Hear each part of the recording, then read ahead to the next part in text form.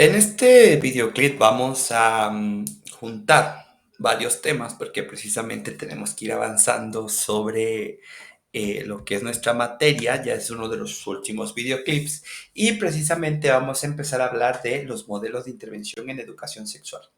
En la medida en que la sexualidad es una dimensión humana que está íntimamente ligada a los valores, creencias y convicciones de cada persona, pues maestros, ustedes saben que no existe una postura única y explícita en la sociedad traducible en un solo programa de educación sexual aplicable a todos o a todos los estudiantes. Pero sí podemos distinguir cuatro modelos de intervención para la educación de la sexualidad, cada uno de los cuales enfatiza diferentes formas para abordar este tema. La perspectiva de educación sexual en que se basan los planteamientos en esta materia se sustenta, obviamente, todo lo que hemos estado viendo y que han visto conmigo, lo sustento en el modelo biográfico profesional, que les voy a explicar también, cuyas características, a mi consideración, permiten una mejor intervención educativa para la diversidad de personas que viven con discapacidad. El primer modelo es el modelo de riesgo. Proviene del modelo médico-clínico que considera la salud como ausencia de enfermedad. Por lo tanto, la educación sexual tiene por objeto entregar información técnica para evitar los riesgos asociados perdón, se había trabado, para evitar los riesgos asociados eh, a la práctica sexual. Y aquí entendemos lo que son las ETS, ¿verdad? Sí, de embarazo no deseado. Pero además también promueve prácticas saludables. No entra en unas consideraciones morales. Y en el caso de las personas con discapacidad, las intervenciones, pues considera este método que deben de reducirse o bien a evitar los riesgos o bien a dar una respuesta sanitaria una vez que se ha producido. Muy mal método de intervención desde mi perspectiva.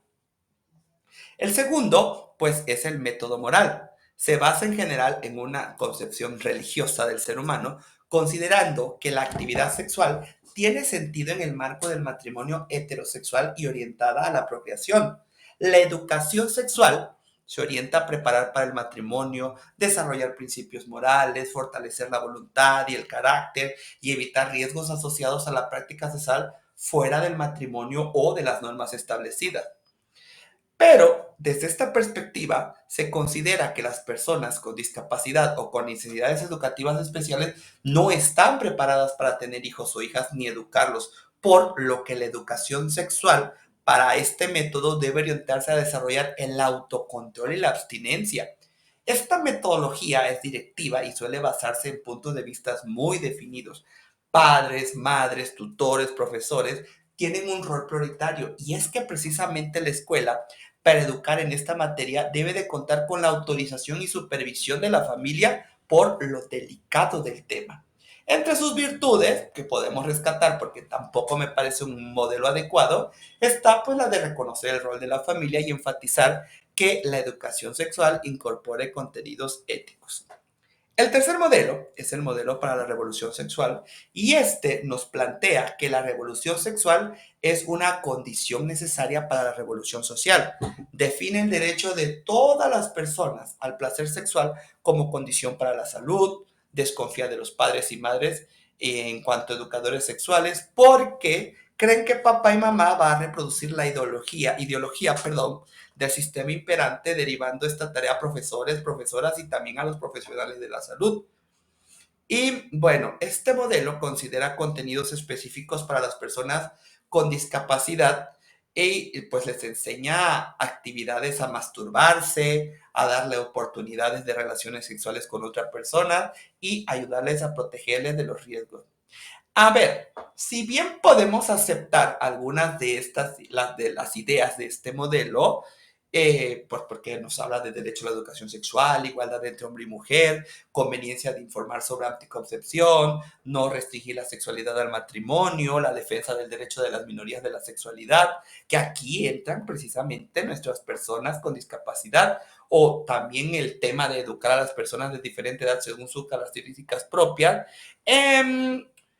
Vaya que la educación sexual el que lo aborda este modelo es una postura que no acepta que hay de diferentes maneras legítimas, claro está, de vivir la sexualidad y que no se pueden imponer a ninguna de ellas.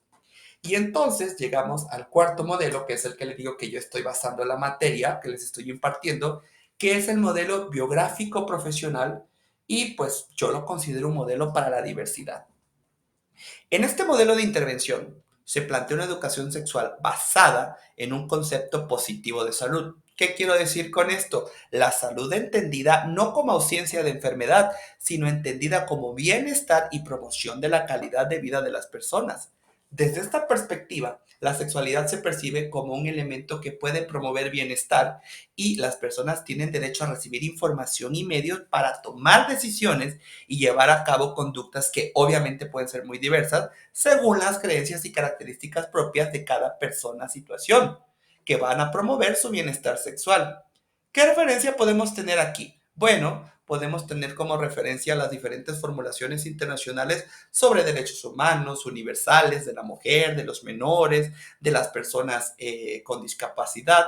Este modelo ofrece una visión positiva, que es la erotofílica, del hecho sexual humano y de las posibilidades que éste ofrece. El objetivo básico es favorecer la aceptación positiva, pues es nuestra propia identidad sexual y el aprendizaje de conocimientos y habilidades que permitan vivir las diferentes posibilidades de la sexualidad en cada edad conforme a la persona o personas implicadas que deseen. En este sentido, el modelo señala fundamental reconocer las necesidades interpersonales de las personas discapacitadas, hacer un nuevo discurso sobre la sexualidad, tener en cuenta las dificultades para aplicar los criterios de salud sexual en estas personas y reconocer la especificidad que cada uno tenemos dentro de nuestra sexualidad. El modelo, este modelo concibe la sexualidad como una dimensión global de la persona con diferentes posibilidades, placer, fecundidad, comunicación, vínculos adjetivos, que pueden vivirse de manera diversa en relaciones de diverso tipo con la implicación de un uso responsable de la libertad que promueve el bienestar de las personas y los grupos sociales y por tanto involucra también un componente ético. ¿Qué podemos rescatar de este modelo o cuáles son las actitudes más importantes para educar? Número uno, un discurso positivo sobre la sexualidad. Ya no hablar de la sexualidad como un tabú o como algo feo. Dos, una búsqueda continua de conocimientos científicos fundamentados. Y aquí, maestros, debemos de tener siempre actitud profesional. Tres, la aceptación de la diversidad en las formas concretas de vivir la sexualidad que no atenten a los derechos humanos y en las que se sea responsable del ejercicio del grado de libertad que se ponga en práctica.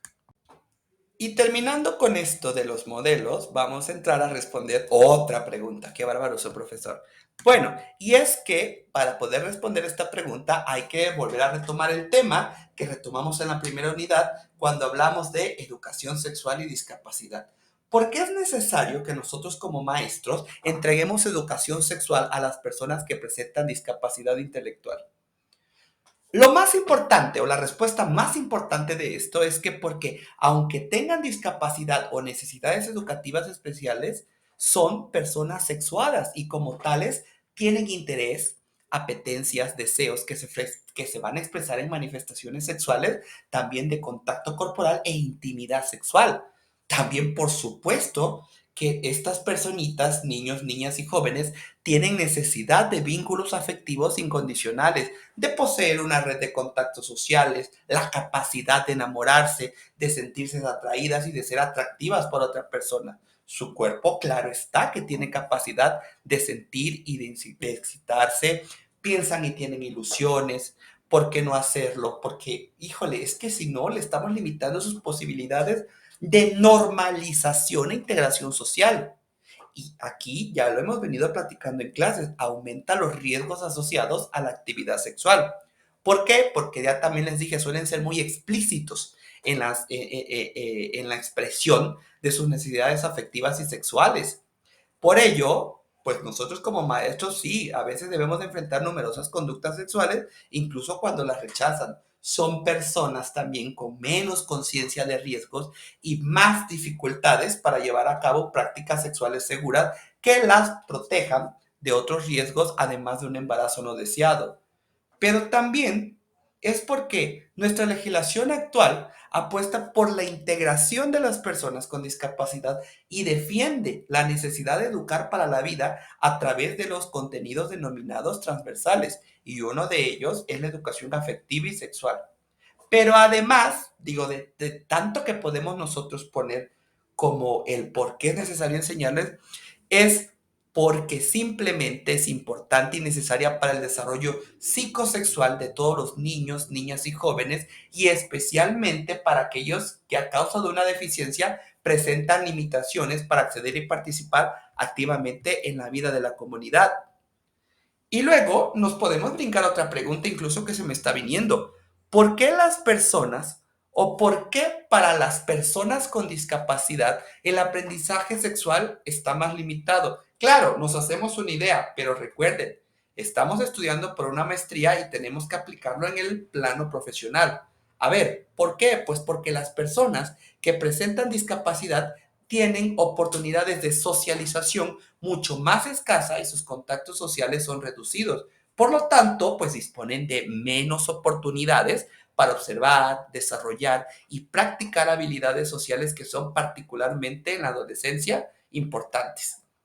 Pierden con frecuencia información valiosa, sutiles mensajes verbales y no verbales, la relación entre sus pares en la televisión y en la escuela.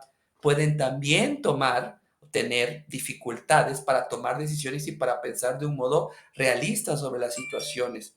Tienden a ser más sobreprotegidas e infantilizadas por las personas que las rodean, lo que les dificulta el desarrollo de conductas autónomas. Además, obviamente, tienen mayor probabilidad de depender de los demás para atender sus necesidades básicas a causa de su discapacidad. A veces, muchos de estos niños y jóvenes no poseen las habilidades sociales necesarias para solucionar situaciones que viven en este aspecto. Se encuentran, por lo tanto, expuestas a un número mayor de cuidado que las demás personas. Su nivel de lectura y comprensión les limita el acceso a material impreso de calidad, y los propios padres y madres prolongan la dependencia hacia ellos de sus hijos o hijas con discapacidad y no les permiten esta separación emocional del medio familiar, dificultando así un comportamiento más adaptativo y autónomo en el medio externo a la familia. Nos estamos viendo, maestros.